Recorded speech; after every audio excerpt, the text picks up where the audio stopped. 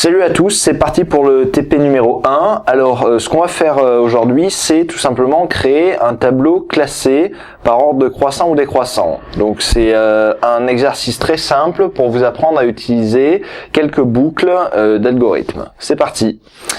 Alors, petit rappel, en fait on va pouvoir faire ça par la boucle for ou par la boucle while. Donc un petit rappel de ce que représentent ces boucles.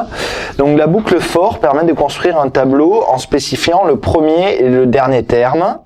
Donc l'algorithme correspond à ça.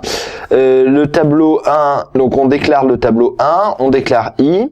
Et pour i allant de 0 à 9, on fait tableau 1 indice i égale random entre 1 et 100 si on veut que le tableau soit rempli de valeurs aléatoires. Et ensuite and for, donc fin de la boucle. Et donc ça renvoie un tableau de valeurs aléatoires avec 10 valeurs aléatoires puisque l'indice i va de 0 à 9. Donc voilà, avec une boucle for, on spécifie en fait le premier et le dernier indice de la boucle.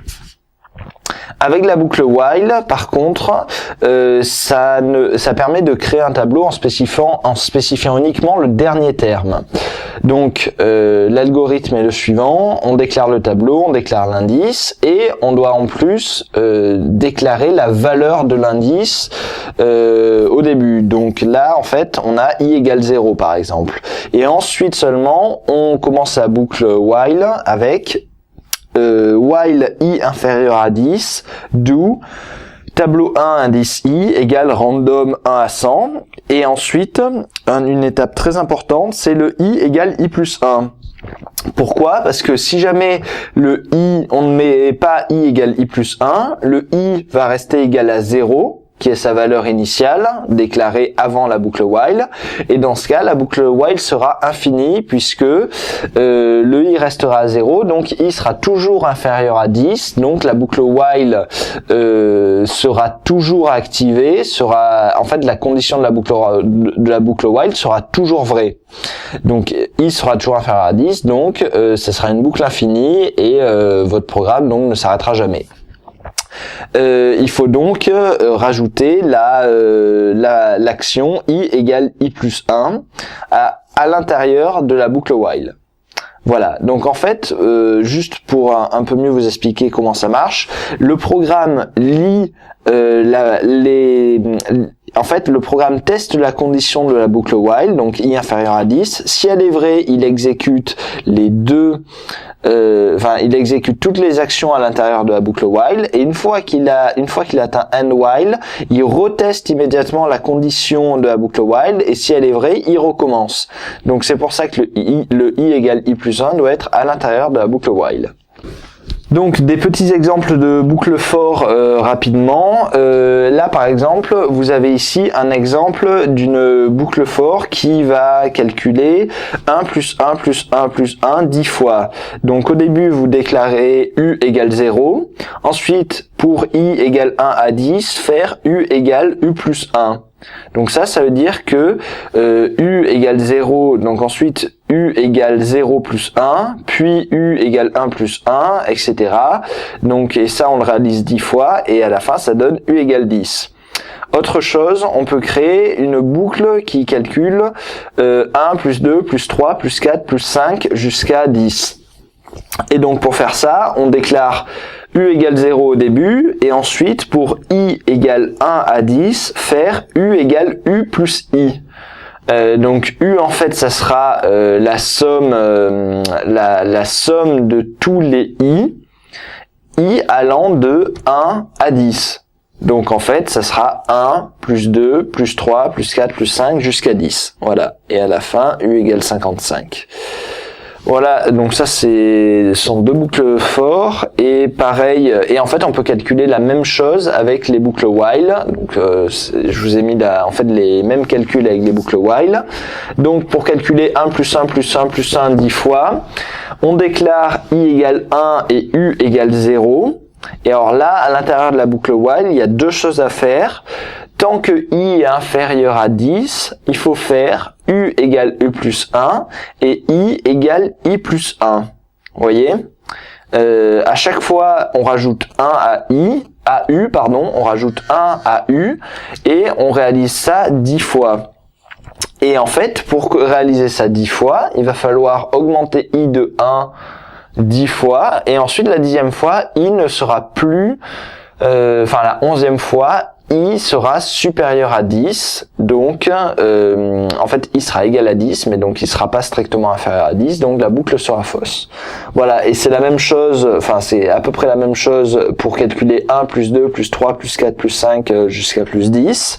On doit déclarer I égale 1, U égale 0, et tant que I est inférieur à 10, il faut faire U égale U plus I, puisque I va être incrémenté de 1 à 10, et ensuite I égale I plus 1.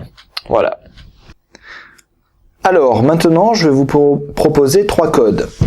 Et ça va être à vous de me dire lequel de ces 3 codes permet de classer un tableau dans l'ordre croissant. Donc, je vous laisse les regarder. Il y a évidemment plusieurs manières de classer un tableau dans l'ordre croissant, mais un seul de ces 3 codes permet effectivement de classer un tableau. Voilà, donc je vous laisse les regarder et à vous de me dire lequel vous pensez être le bon code. Alors non, c'est pas le code numéro 2, c'est pas le deuxième code que je vous propose. Pourquoi? Alors on va le faire ensemble. Alors tout d'abord on déclare les trois variables au début. Je vous rappelle que dans LARP c'est pas utile de déclarer les variables, il suffit de leur attribuer une valeur. Ces 3 variables, c'est un tableau, un I un entier et temp un réel. Donc tout d'abord, pour I égale de 0 à 9, on remplit le tableau, donc on appelle tableau 1, donc ça, il n'y a pas de problème. On remplit le tableau avec des valeurs aléatoires allant de 1 à 100, et on ferme la boucle for. Ensuite, qu'est-ce qu'on fait? Pour I égale 0 à 9, faire... voici les actions qu'on nous demande de faire. Donc si le tableau tableau indice I est supérieur à tableau indice I plus 1, faire les actions suivantes. Alors ça veut dire quoi? Ça veut dire si le tableau n'est pas classé dans l'ordre croissant, c'est-à-dire si la case I du tableau a une valeur plus grande que la case I plus 1 du tableau, faire les éléments suivants.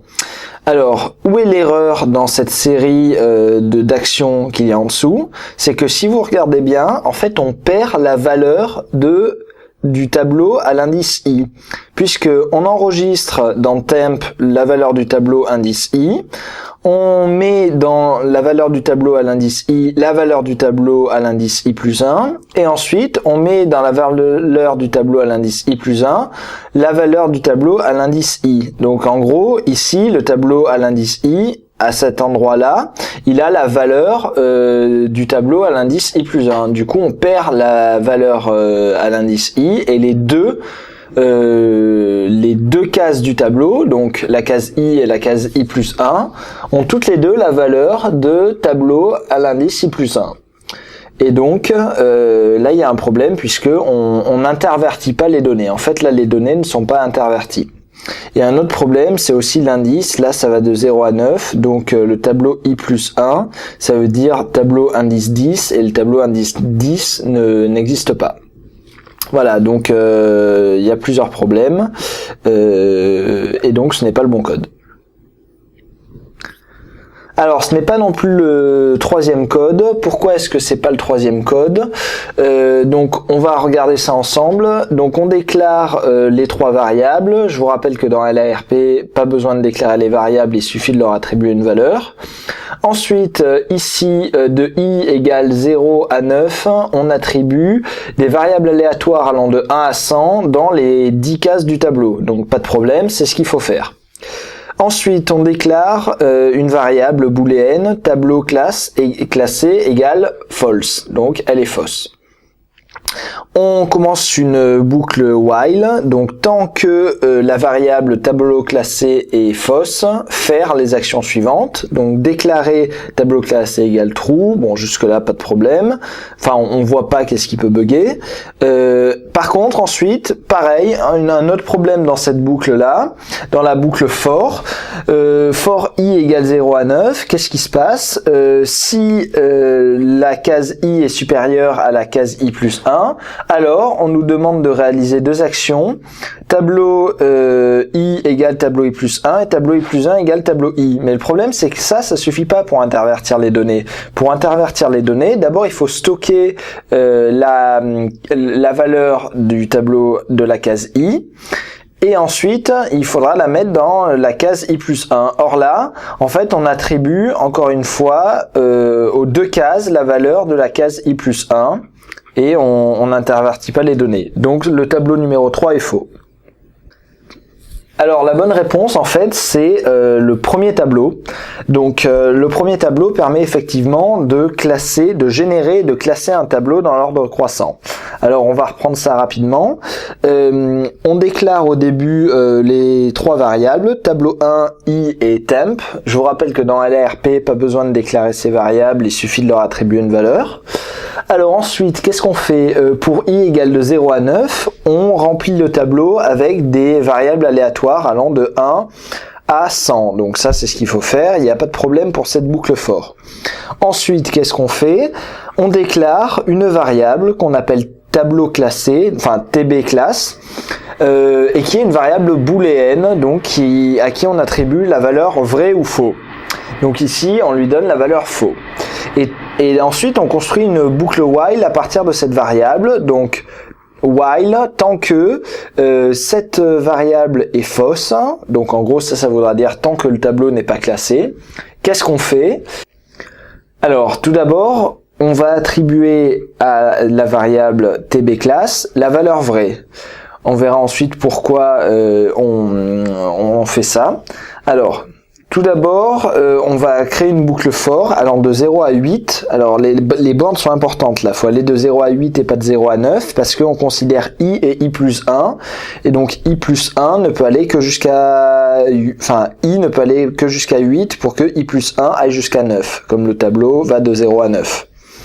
Donc on stocke la valeur de la case i dans temp, ensuite on attribue la case i plus 1 à la case i, et on attribue la valeur de temp à la case i plus 1. Et ça permet d'effectivement intervertir les deux données. Et ensuite on attribue de nouveau à la variable tbClass la valeur faux. Donc ça en fait ça veut dire quoi? Ça veut dire que dès que j'intervertis des données, je dis à l'algorithme que le tableau n'est pas classé. Donc en fait, je dis, si le tableau n'est pas classé, faire que le tableau est classé, à moins que j'ai à intervertir des données, et à ce moment-là, le tableau n'est pas classé. Ce qui permet donc de continuer la boucle while jusqu'à ce qu'on ait aucune interversion de données, et si on n'intervertit plus les données, dans ce cas ça veut dire que le tableau est classé et qu'on peut arrêter la boucle while. Mais tant que j'aurai un if la case i est supérieure à la case i plus 1, alors ça voudra dire que le tableau n'est pas encore classé, et donc on doit continuer la boucle while. Voilà, et ensuite on peut fermer les trois boucles et c'est bon. Vous voyez à droite la traduction de ce que je viens de vous montrer en PHP, donc un langage utilisé notamment pour les sites internet. Donc c'est à peu près la même chose, simplement la syntaxe est très différente, hein. C'est les crochets qui déterminent les actions qu'on doit faire à l'intérieur des boucles. Donc en fait là j'ai utilisé même une boucle while, j'ai utilisé également une boucle while pour créer le tableau au début, donc ça marche très bien. Et ensuite à la fin echo permet d'afficher le tableau qu'on a créé. Et ici à l'intérieur vous verrez que c'est exactement ce que je vous ai décrit ici. Et vous avez ici à la fin les deux tableaux que cela génère. Donc ça génère le tableau dans un ordre désordonné et ensuite le tableau dans l'ordre croissant. Voilà, donc ça c'était le TP pour créer un tableau. Ça vous permet d'utiliser, de vous entraîner à utiliser les boucles while et les boucles for.